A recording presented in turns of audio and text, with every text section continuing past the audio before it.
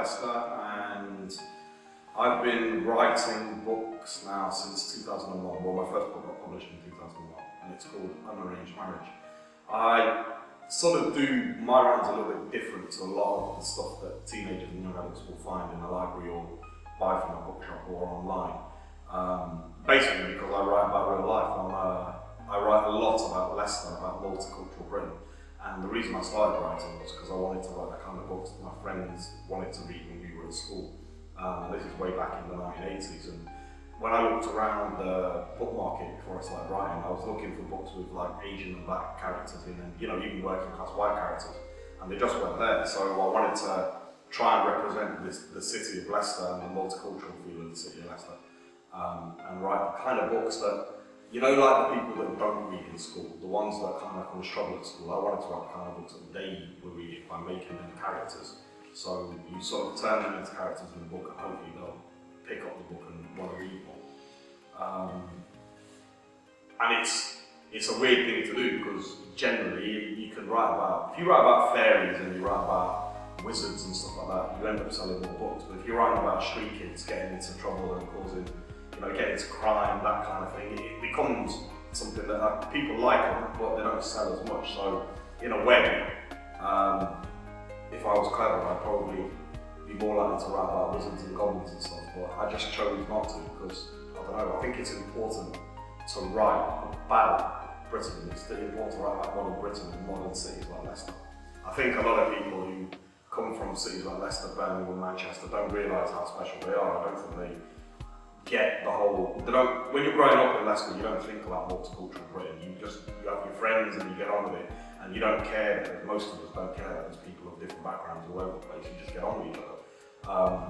But I wanted to write about how that works, and I wanted to write about that in school situations, and then I started thinking about teenage stereotypes. So you get, basically, if you imagine a teenager, a 9-year-old lad walking down the road in a hoodie in the dark, and there's a young woman or an old woman walking towards him, what's she thinking? What kind of stereotypes are sitting in her head, and where do they come from? And a lot of those stereotypes are going to be around crime and possibly being mugged, things like that. So I wanted to combat that too. That's effectively what I started doing. I've written 35 books now, and most of them, probably 3 or 4, aren't based in Leicester, and the rest of them are. The rest of them are all multicultural stories. So things like The Crew, The Whisper, The Gun, The Last to Do, Killing on That, they're all stories about multicultural Britain. And instead of just focusing on negative things or just focusing on positive things, what I do is I try to combine the two. So The Gun is about gang crime, it's about gun crime, it's about what happened to when 3 lads who were just 3 regular lads from Leicester witness a drive-by shooting, and they see the gun being dumped, and then one of them picks it up and takes it home. And it's about how their lives were affected, and where the concept of, for example, wanting to rob somewhere and get money, where does that come from? The 3 characters in the story are all really poor, and one of the things the gun does for them is it gives them the opportunity to get money. Now, I'm not condoning that behaviour, I'm not saying that's the right thing to do, but I think in our society we don't spend enough time trying to understand why young people kind of fall by the wayside. What makes them go astray? What makes them turn to crime or turn to, just dodgy ways of living? And that's something I wanted to explore, because a lot of my friends did that. When I was growing up, most of my friends, most of the lads I knew, and the acquaintances, people we all knew together, they didn't go and get good jobs at 18, 19. They, some of them became drug dealers, some of them were into the whole gangster thing. They were all into that kind of thing. Some of them were older than me, some of them were younger than me. And I kind of understand that mentality. I don't condone it, like I said, but I understand it, and I wanted to explore it in my books. And nobody was doing that. Nobody I know was really writing about multicultural Britain in that way. So what I did was a little bit different. And when my first book came out, Unarranged Marriage, it got these reviews where people were going, they loved it because it was something new to them, even though this is the kind of thing that happens every day in the UK, in every city. I guess it's a way of opening doors for people who don't understand. So if you live in a kind of really nice, middle-class, predominantly white area, in some kind of leafy suburb, and you don't understand cities, it's about getting those people to understand cities and getting them more than the city to understand the characters in the cities. stereotypes as well. You know, how do you combat negative stereotypes? You see a black lad walking down the road with, I don't know, little dreads, and he's, you know, he's screwing his face up because he's angry about something. It could be nothing. It could, you know, he's just on a bad day at work or school or something. But people will look at that kind of character, and our society's kind of put it into lots of people that this person is naturally, possibly going to be some kind of criminal, and he's not. He's probably just some regular lad. And I wanted to take that kind of character and turn them into positive role models, so they become the. It's kind of going to sound weird, but like the heroes in my story. Because when I was growing up, the heroes were basically rich white people. And if you were poor and white, if you were black, Asian, mixed race, whatever, you just weren't heroes in the story. So I wanted to change that around. My most successful books have been the first one, Arranged Marriage, which is about forced marriage and culture clash. And the other one that's been really popular is called Ronnie and Stuck, and that's kind of like a Romeo and Juliet love story. But even that, people who don't get Shakespeare is one of these things that people kind of, particularly people in urban areas and in urban cultures, they think Shakespeare's going to be boring, and it's very old-fashioned, and they don't look at the themes. And for me, Romeo and Juliet is more than a love story. You know, lots of Romeo and Juliet is about gang culture, because if you look at the two families in the story on the streets of Verona in Italy, where it's set, whenever the two groups of lads meet each other from the two families, they pull out their swords and they start fighting. And I started thinking about that in an Asian context, like two Asian families in a similar situation, and the youngest two get together, so it's kind of a rewrite of that, and those two are incredibly popular. In fact, Ronnie's about to be turned into a play, so it's going to be something that people are going to be able to watch on stage, which I'm really excited about. Recently, I've been doing something a little bit different, just to have a bit of a break. I've been writing thrillers. My new one is called Web of Darkness. It comes out in June, and we're editing it at the moment. But it's, again, it's modern Britain based. It's about two girls who get stalked online by a guy who's basically, he starts off as a troll, and he's kind of taken an interest in them. But I wanted to play with the idea of what trolls are like online, and what happens if you're kind of a bit deranged and you're stalking a young woman and then you come offline, so you end up in the real world, and how that sort of affects things. And that's a lot of fun. The dark story is a lot of fun. I really enjoy writing. Writing is a weird thing to do as well.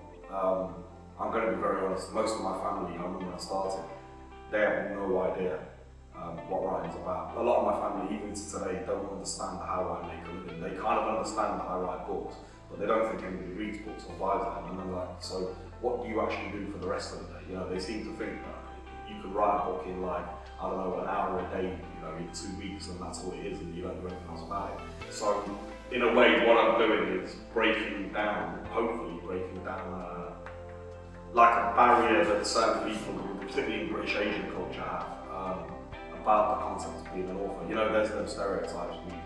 British Asian kids who go to school, they become doctors and lawyers, and they become dentists and that.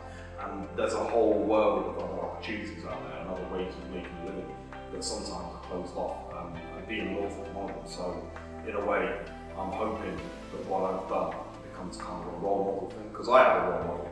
You know, my role model is a lady from Leicester, Sue Townsend, who, when I was a kid, I didn't think people like me could become authors, and it's not my race either. I just thought if you lived in an inner city area and you were kind of poor and you weren't really in books, people like me didn't become authors. And then this lady, Sue Townsend, who lived on this council estate in Leicester, writes a book way back in 1981 called The Secret Diary of Revolt. And all of a sudden, overnight, she goes from being this person that I guess most people wouldn't know to being like almost like an international superstar in the literary world.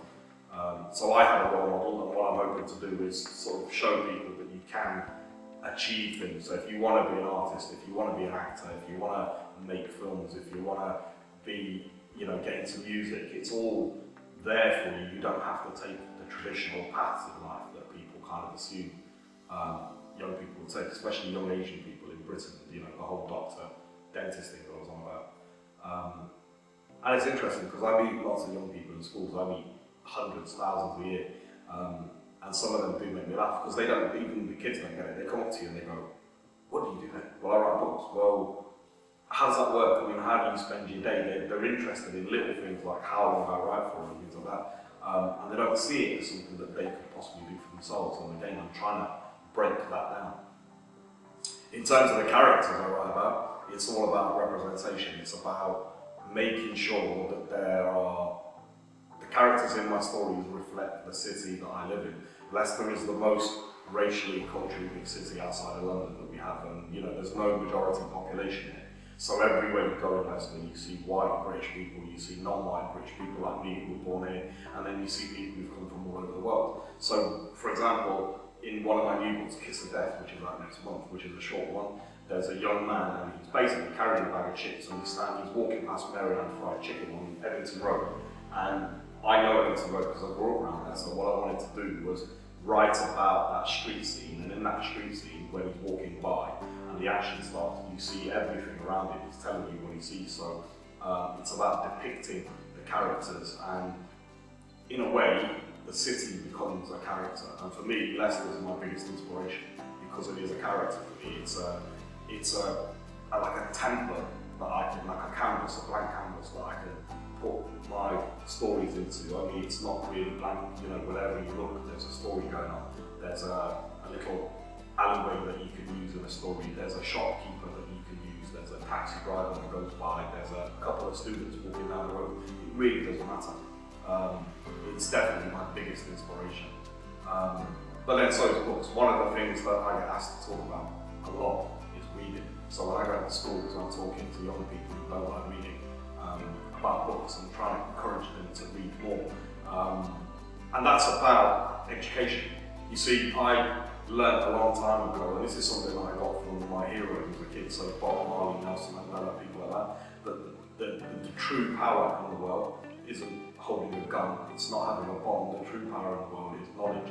Knowledge is the biggest power you can have, because it's the geeks and the nerds when I was at school are the ones that go on to rule the world. If you look at all the world leaders, you look at the people who run businesses, the people that decide what TV program gets made or not, they're all basically very, very, very well educated, the vast majority of them.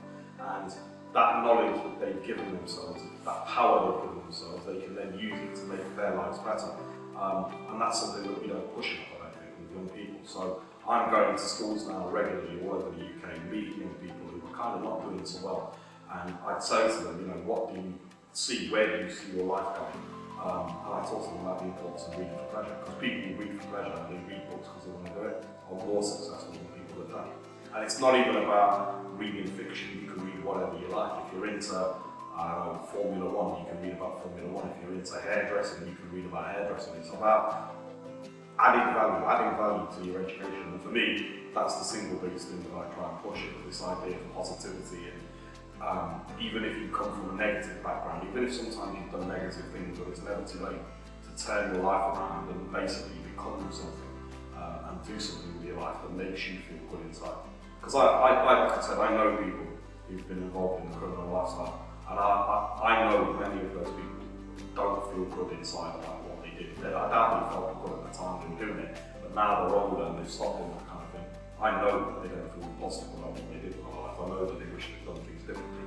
And that positivity is something we need, because our inner cities are vibrant. They are full of really, really entrepreneurial, really vibrant, really intelligent, really creative young people, and we need those people to go and change things. We need them to end up in 10 years, 15 years on the BBC and at Channel 4 and places like that, deciding what TV shows get made and making their way of life something that people understand, and combating, loose stereotypes. You look at EastEnders, you look at the Asian families and the black families who are in EastEnders, and even some of the white families, and they're just really lazy stereotypes. There's no they go to a certain point, but then they stop there. And it's about realism and reality and getting that there. It's happened in music to such a great amount, or such a big deal, that people like Tiny Temper end up being they become role models, they're big stars, they're ending up on mainstream TV shows and people are interviewing them on the One Show and things like that. And for me, that's fantastic, but it's not happened with literature. And that's something that I want to see. I want to see more young people expressing themselves. I want to see more young poets. I want to see more young slam rap artists. I want to see more young people writing books. And for me, that when we get to a point where nobody cares, where a white person lives in an all-white area in Devon, say, doesn't care that they're reading a book written by an Asian woman living in Leicester. They're just not bothered by that whole difference of cultures, etc. And it just becomes the norm, it becomes normal. For me, that's when I know that literature will be what I want it to be, because, you know, without literature dies unless you have constant change, unless you have constant innovation. And the biggest group that aren't represented in our society at the moment in terms of literature are young people in inner cities. And I mean truly represented in a realistic way. You know, everything, warts and all. So not good, not bad, but everything they do, and the exploration of that. For me, the concept of success, you know what, it's never really been about money. I'm not naive, you know, I'm not stupid. Money, we need it. We can't live in this society without paying the bills, and it's important that we do that. It's important, I think, to work, to earn a living, and I think that breeds self-confidence in a human being. I think it's, you value yourself and your part in society, if you're kind of taking part in society, if you're doing positive things. So if I was going to say, give a bit of advice to young people, one of the things I would say to them is to go for their dreams, is to not feel like they're restricted by where they come from, their social background, how much money they've got or not, you know, their family background. It's about making yourself, believing in yourself and making yourself the best person you can be. And then there's the, you know, the concept of positivity. I've mentioned positivity as a word quite a few times. It's important. You have a choice in your life about what you do with it, and I think that if you can earn a living, I think even if you do well and you become very successful and you earn a lot of money, if you can spread a bit of positivity as you're going along, if you can help other people along as well along the way, for me that's an important thing to do. It's something I try to do as much as I can. And it's about going for it. It's about realising that your education, in this day and age, with the problems, the economic problems we've got, just the way our society is, education is probably the single most important thing you do. And to understand education doesn't have to be just about academics and history and geography. It can be about learning how to make film. It can be about learning how to draw comics and graphic novels. It's whatever you want it to be. And that's the biggest bit of advice I would give. You know, go for your dreams. Don't feel that you can't reach them. You've got to try. And if you don't try, you're going to regret it when you're older. So you've got to give it a go. I'm Bali Rai, and you're listening to, or you're watching me on UKVibe.TV Successful.